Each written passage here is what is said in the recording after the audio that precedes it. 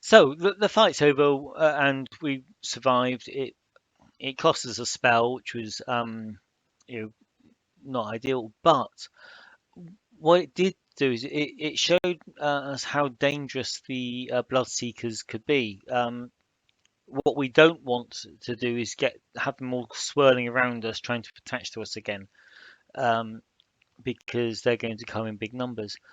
I think that I can increase the size of encountered. No, that was what, 6 or 7 of them, and we did actually handle them relatively easily.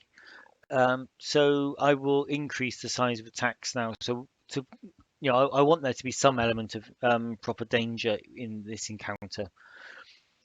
So we carry on walking towards the Lonely Torch. Now, I don't know if you remember, but the Lonely Torch. Here's the thing, right? So the approach to the tower says it's a narrow path leads up to a rocky slope to the broken stone walls of the Lonely Torch.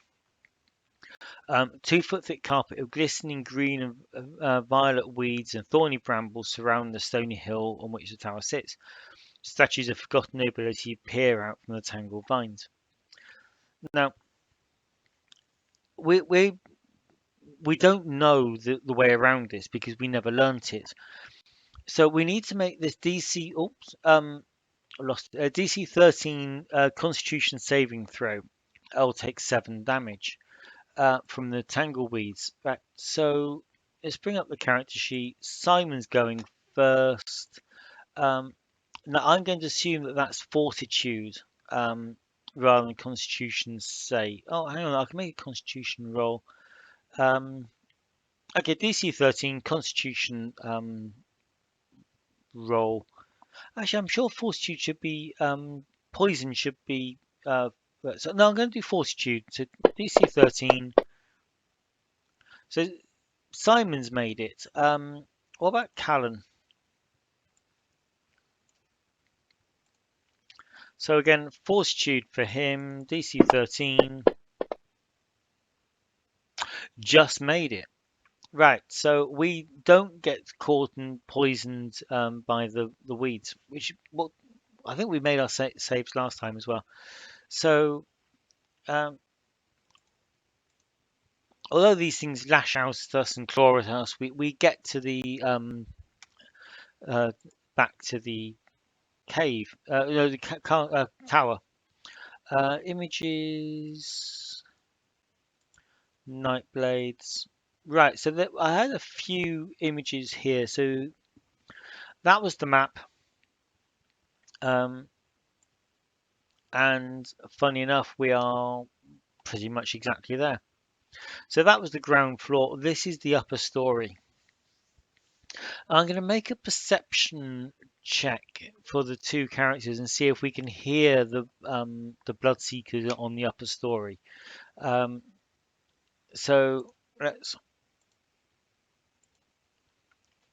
find the character sheets and skills, perception. I say DC 13 sounds good to me. No, Callan certainly can't. What about Simon? Um, so Simon, skills, perception. Yes, he can. He can hear them. So that gives us a clue that they're upstairs. But first of all, I want to ask some oracle questions, just as because the game worlds are not static things. So we left this door open. Is it still open? It's probably quite likely. So I'll give it's not as definite as the Bloodseekers. So I'm going to give myself a +2 on there. And on the tables, yes, no. Is the door still open? No, because, well, obviously because someone or something has uh, closed it.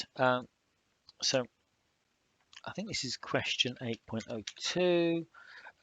Is the door still open. No, because something closed it. Okay, so that's an obvious thing. So now, is the door locked? Let's see. I mean, still straight. I've got no idea what, it could have just been blown closed for all I know. So a straight roll, has something closed the door, locked the door? Yes. So the door is barred. It was barred before, wasn't it? 8.03, is the door barred? Yes. Okay. So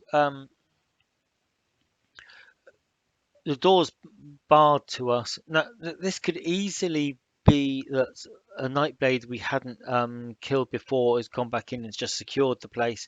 It could be that something else has moved in the day or so, or a couple of days since we've been here.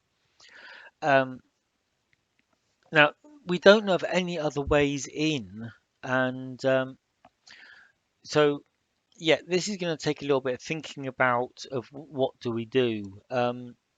So I'm going to stop this video now before it gets too long and pick it up straight away.